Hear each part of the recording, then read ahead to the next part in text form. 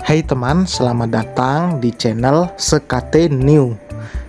Jangan lupa pada teman-teman untuk like, komen, dan subscribe supaya tidak ketinggalan update dari channel ini. Mimin ucapkan terima kasih. Selamat menyaksikan. Terpaksa menikahi Pak Ustadz season 3 bab 24. Beberapa saat setelah menekan tombol merah, dokter dan 2 orang perawat datang. "Tolong semuanya tunggu di luar. Kami akan memeriksa kondisi pasien," ujar salah satu perawat. Semua orang langsung keluar menunggu dokter yang memeriksa kondisi Rafael. Semuanya tentu dibuat khawatir dengan kondisi pemuda itu. Tidak sampai 10 menit, dokter dan kedua perawat itu keluar dari ruangan. "Tolong, biarkan pasien istirahat. Tadi saya sudah memberikan obat. Untuk sekarang jangan membuatnya berpikir berat, apalagi sampai emosi. Kondisinya masih belum stabil," terang dokter.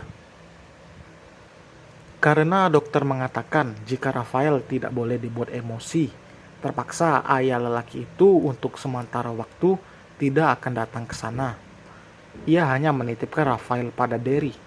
Soal laporan ke polisi itu, ia juga tidak berani melakukannya karena takut sang anak semakin membencinya.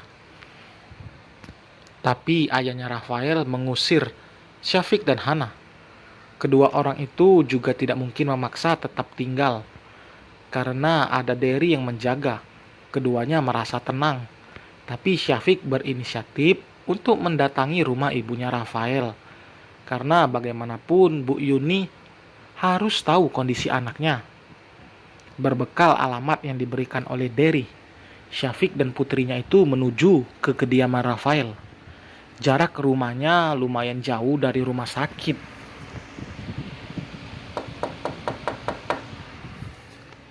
"Assalamualaikum." Syafiq mengetuk pintu sambil mengucapkan salam. "Waalaikumsalam." Dari dalam terdengar suara sautan, lalu pintu terbuka. "Pak Ustadz," Bu Yuni kaget dengan kedatangan Syafiq. Syafiq tersenyum singkat. "Bu Yuni ya? Ibunya Rafael?" tanya Syafiq untuk memastikan. "Iya.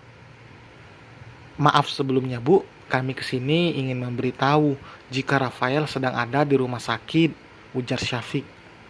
"Astagfirullah, anak saya kenapa Pak Ustadz?" "Anak ibu kecelakaan." Tubuh Bu Yuni hampir jatuh saking kagetnya.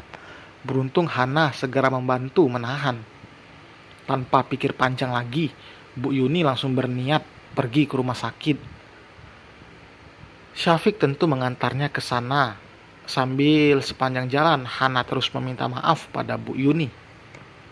Tidak sama seperti ayahnya Rafael yang pemarah, Bu Yuni malah sama sekali tidak menyalahkan Hana atas kejadian ini. "Maaf Bu." "Sudah nak, semua ini kecelakaan. Doakan saja semoga Rafa segera pulih," ucap Bu Yuni. Ia dengan begitu tegarnya malah menenangkan Hana yang merasa bersalah.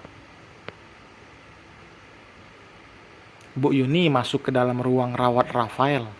Syafiq dan Hana hanya mengantar sampai depan pintu saja, setelah itu pulang. Mereka pulang bukan karena tidak peduli, tapi karena ayah Rafael meminta mereka untuk tidak berada di sana. "Rafa," Bu Yuni berucap lirih. Air matanya semakin tidak terbendung melihat kondisi sang anak. Saat ini Rafael sedang dalam pengaruh obat yang baru beberapa menit lalu disuntikan oleh dokter.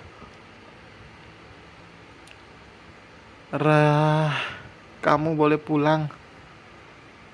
Tante bisa jagain Rafa sendiri," ujar Bu Yuni sambil menyeka air matanya.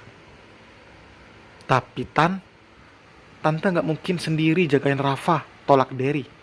Bagaimanapun ia menghormati ibunya Rafael. Ia tahu Rafael sangat menyayangi ibunya itu. "Udah, nggak apa-apa. Kalau mau nengok, besok kamu bisa kesini lagi pulang kuliah." Derry mengangguk. Kalau gitu aku pulang ya, Tan. Langsung telepon kalau ada apa-apa. Tante lupa simpan HP di mana. Kamu tenang aja, ini kan rumah sakit. Rafa pasti aman di sini. Kamu hati-hati ya.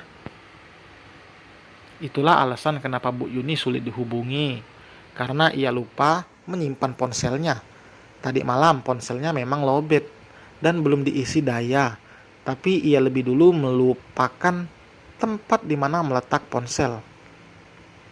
Memang kalau sudah berumur akan mudah lupa. Nanti juga ia akan mendapatkan kembali ponselnya. Kamu kuat nak, pasti secepatnya pulih, gumam Bu Yuni.